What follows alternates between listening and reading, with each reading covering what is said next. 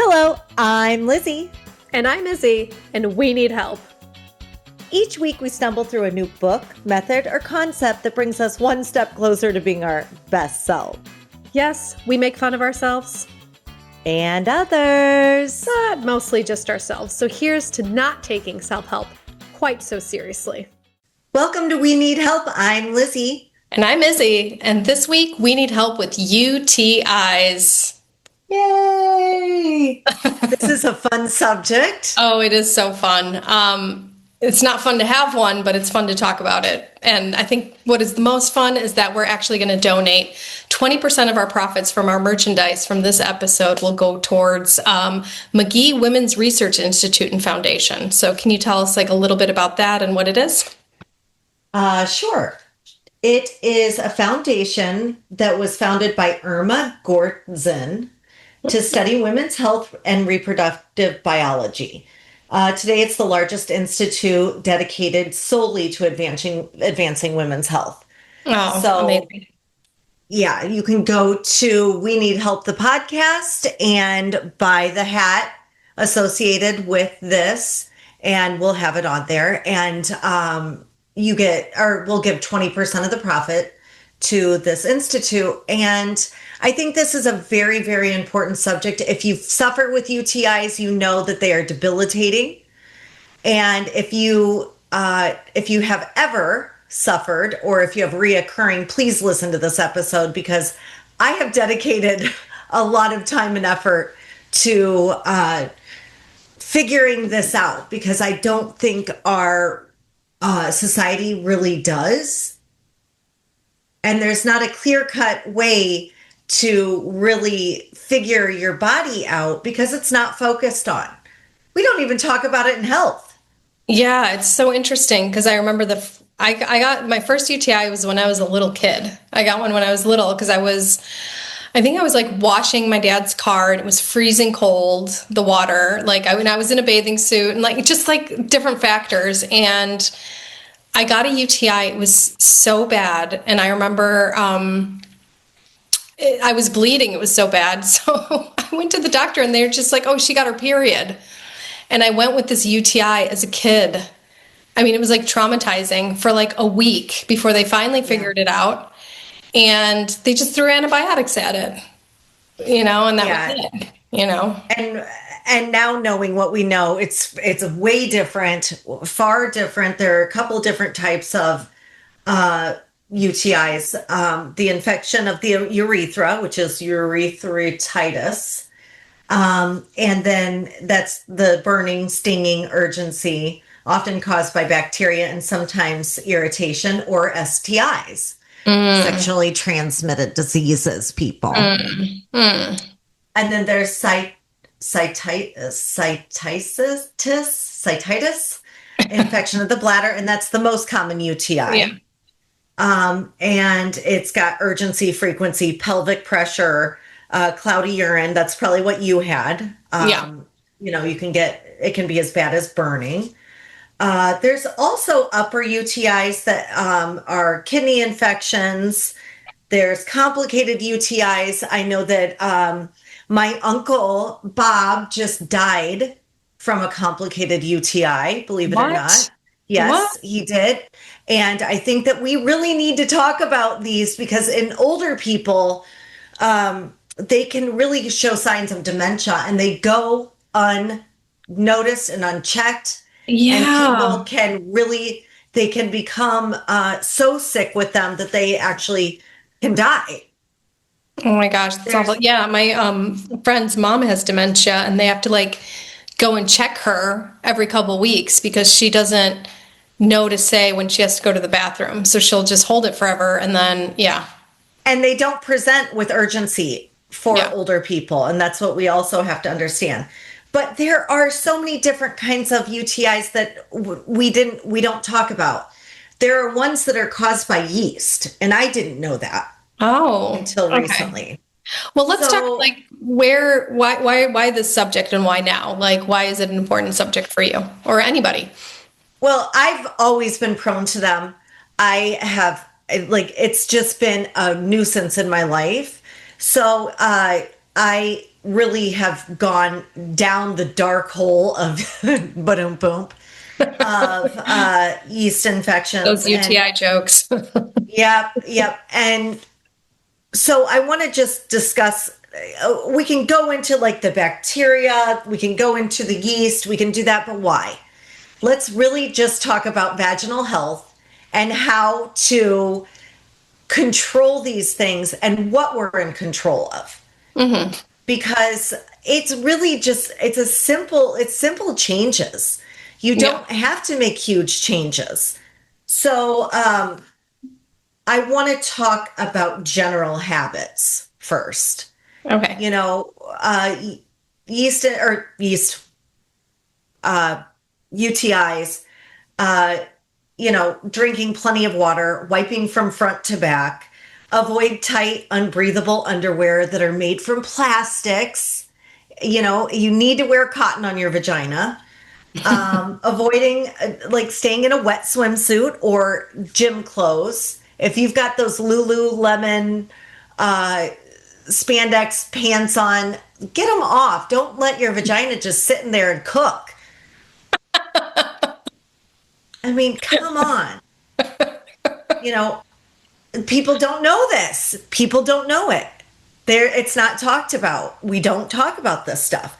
Always peeing after sex. Avoiding any the vagina is self-cleaning. Yeah. That's what we have to understand. You never put soap on it. Do you remember, like, I don't know if when you were little, like, do you remember all those douching commercials? There was Summer's Eve. There was so many douching commercials and I had no idea what it was. I just knew it was for ladies and it was like, and I remember there was like, and I think I remember once I'm going to get real, I had a yeast infection. Like this was in high school and I thought douching would help. And it actually made it so much worse because like you just don't know. No. Yeah. Yeah. Like it's important to understand if your vagina smells, you have a problem with your vagina. Mm-hmm. Your pH levels are off. You've got a so does everybody else. You've got a BV problem, bacterial vaginosis problem. A lot of times, I mean, I think that women, if you're not allergic to it, should always be eating pineapple. That makes your vagina smell really good. I eat loads of pineapple. Yeah, your vagina probably smells great. Fantastic. Amazing. I'm addicted to smelling it. I'm addicted to it. So there's a couple of things that really work against it, which is, and I like this pisses me off to talk about, but almost every single mainstream kind of toilet paper has formaldehyde and bleach in it. I had no idea until I met you and you were telling me about, because you've like, and maybe hopefully you'll share it, like you've had issues with UTIs and I didn't know it was because like you're sensitive to toilet paper. I had no idea this was a thing until I met you and you started telling me about it. I have solved more people's UTI problems just by telling them that there is formaldehyde in toilet paper. And we don't know it. They don't have to list it on there. But if your toilet paper is white, it has probably got formaldehyde in it and 100% has been bleached. And these vaginas aren't made for those kind of harsh chemicals. We're sensitive down there, people. Yeah. There are, and every single fragrance, like detergent, like your laundry detergent, it has fucking formaldehyde in it. You have to get it, like you have to use different types of detergent with no fragrance at all. Just like I can't stress this enough. Another thing, scented pads. Almost all tampons have formaldehyde in it. Formaldehyde will keep that material from disintegrating. So that's why they ship it with it. That's why they put it in dead people. Okay. Exactly. They keep them fresh. So you're basically wiping a dead person on your vagina. No, but seriously. Bubble baths, bath bombs, anything that has a scent should not be near your vagina. Okay. Any kind of, like, a lot of times if you're UTI prone, if you just give up thongs, that will help. I hate thongs anyway. I cannot do a thong. They drive me nuts. I don't like the way they feel. Like I used to be a thong wearer. I used to have, but Yeah. I can't do them anymore. Yeah, G-string thong. This is my thing. Like, if you're trying to get your husband to give you a baby, just throw your thong on. But otherwise, like, Or if you already have your baby, go without it. who cares? Sleeping without underwear on Is good. Yep. Staying balanced with blood sugar. If you have more sugar in your diet, you're more likely to get UTI because it feeds bacteria Okay. and yeast. It's like sugar is not good. Yeah. So formaldehyde, it makes it sturdy, more durable. It's less likely to fall apart when it's damp. That's why they're doing this. And it makes more money. I thought you were talking about the vagina. You're like, it's sturdy, durable, less likely to fall apart when damp. And I was like, oh, you're just talking about why they put the formaldehyde stuff. Yeah. Sorry. So basically, what formaldehyde and bleach do is they cause burning, microinflammation, itching. They feel like a UTI, but you actually don't have a UTI. That's what some people don't understand. Like, or you'll feel like you have urgency, but it's because it's so irritated down there. So get your bleach out of your toilet paper. You can get bamboo toilet paper. If it's all my toilet paper is like a brown color, which is something to get used to, but it's not like, I mean, just it's so worth it. Another thing is, like, yeast infections cause UTI like symptoms. So if you are hosting yeast, then you're very likely to feel like you have a UTI or bacterial vaginosis. Those are both ways that you can feel like you have an urgency, but it's actually not a UTI. I have a question. So I have a friend who recurring UTIs when she was with this one guy only happened with him. And I'm wondering if sometimes some dude's bacteria just doesn't mesh well with our bacteria. Because, like, I had that situation too. I used to have, with one of my exes, recurring UTIs, but with nobody else. And I was like, oh, and I had the same hygiene. And you're thinking, hey, I got a dirty dick on my hands. Probably not. It's probably more likely that he's washing his penis with something with fragrance. With formaldehyde. Yes, formaldehyde fragrance, and just fragrance that doesn't, belong in there. And so it's very likely that you're irritated with his fragrance that he's using on his penis. Okay. Interesting. Yeah. So, anything like that is a hard no. So I also I had no idea. You brought me some medication from Poland, and it taught me a lot, because you brought me these tabs that you throw into water, and they're high vitamin C, and it washes the bladder out. So I did a lot more research on it, and I found this. If you go on YouTube, you can see it. Maybe. What is that? It's flush. It's a Eucora. It's a flush. Can you see it? And you can get it right on Amazon. Eucora. And how is it spelled? UKORA? It's UQORA, urinary care. And it's called Flush Proactive Regimen.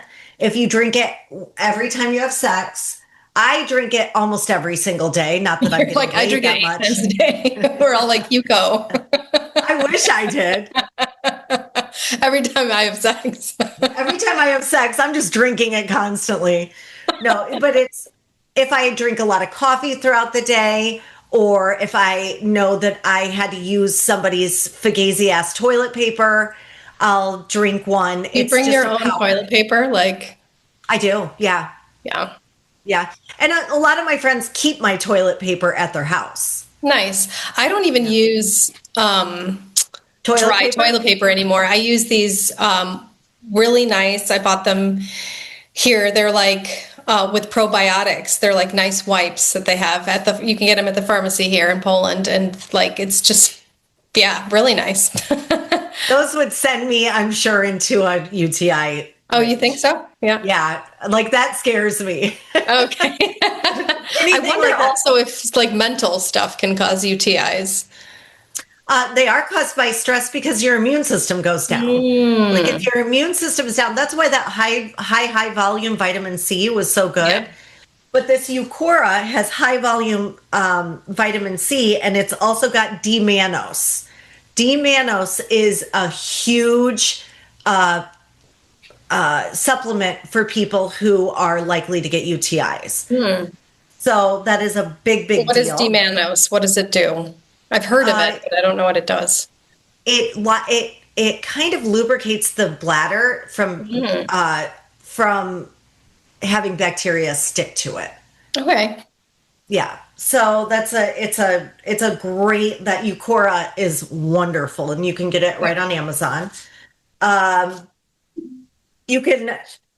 think that this is another way to plug our favorite product of all time. Our Flex cup. Flex disc. So if you get rid of scented pads, dyed liners, bleached pads, plastic, any kind of plastic applicators for tampons. Tampons are very likely to be bleached. So if you use the Flex disc, it is a game changer. And that's so wonderful because it does not leach into the body. No. So you're lot less likely to get BV. You're a lot less likely to get yeast infections, blah, blah, blah. Your pH will remain the same. You should not ever use warming lubricants, flavored lubricants, lubricants with glycerin or parabens, scented condoms, spermicidal condoms.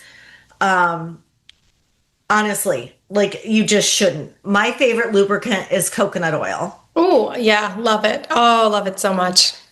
I love coconut oil. It's a And it smells joke. good. Yeah. Whenever somebody's having like problems in their sex life, I'm always like, just buy like a gallon of coconut oil and get to it. You're like Diddy but with coconut oil. Yes, I am. You just open up your bedroom closet and there's just like jars. Nice. Yeah. So, but I think that overall, just using your understanding that, first of all, it may not be bacterial. You could have a yeast infection, in which, if you're not trying to have a baby, there is a medication out there called fluconazole. And that's just a tablet that you take once. And it clears it up. It clears up any yeast in your body. Has been a game changer. Keep those on hand. And then just eliminating anything that is going to change the pH balance of your body. Okay. Toilet paper, detergent, and then also for those of us who enjoy a cocktail, it's really irresponsible to put a bunch of sugar and alcohol in your system if you are a UTI prone person. Okay. So that is a big deal. Any kind of sugars, I don't think you should have a lot of sugar in your body anyway. It feeds a lot of bad stuff, including cancer. But this isn't just another reason to eliminate it. Yeah. Yeah. So since you have done all these protocols, has your frequency of UTIs gone down? Do you still get them once in a while? What's the story? Well, I have to knock on wood. It's been since the Eucora, since the changing of the toilet paper to bamboo, unbleached, since changing to not using anything as far as soap in the vagina, and then discovering that yeast, I had no idea a yeast infection could present as a UTI. Yeah, So I didn't know that either. just have a long-term yeast infection. And then there's so many supplements for your body as a woman to make sure that the you're not getting bacterial vaginosis as well. So, there is just but I don't think every woman I've ever talked to about it doesn't know about the toilet paper, doesn't know about I didn't know about it. Yeah. Yeah. Yeah. So just if you could possibly eliminate those things and get those more mainstream, we shouldn't be wiping our families with formaldehyde. Yeah. Even if it's not about, our vagina, which everything is, obviously. Yeah. But even if you can't do it for yourself, you should not be buying toilet paper, this plush ass toilet paper. I'm going to tell you a story. I used to use Scott toilet paper, which has no formaldehyde in it. It is bleached, however. But, and I lived in Chicago, and I would go home to Central Illinois, and I thought my family stressed me out so badly that I got a UTI every time I was there. Oh, it was your family's toilet paper. Turns out they were just using the nice toilet paper. And stressing me out, but And they stressed me out. the stress and the bad toilet paper was the perfect storm. Yeah, it was. Yeah, it was. And if you think about when you're having a lot of sex, when you're done having sex, you wipe really good with that toilet paper. With formaldehyde. Formaldehyde. So you're trying to wipe all that stuff off, and then you're getting up there and it's really, really affecting your body. Wow. Yeah, thank you. That's all so helpful. I heard this comedian once talking about having the sex talk with his son, and he said something like, "Son, the clitoris is as sensitive as an eyeball." and I think that's how we should treat our vaginas too. They're that sensitive. Would you put any of that crap in your eyes? No, you're so delicate and careful with your eyes. So I think you should treat your nether regions the same as you treat your eyes. Yeah. Yeah. My eyeball has never been happier. Your third eye. That's my third eye. Our third eye. I will never view the third eye quite The same. I think we've cracked it. We've cracked it. That's it. That's the third eye. Put your tongue on my third eye, please.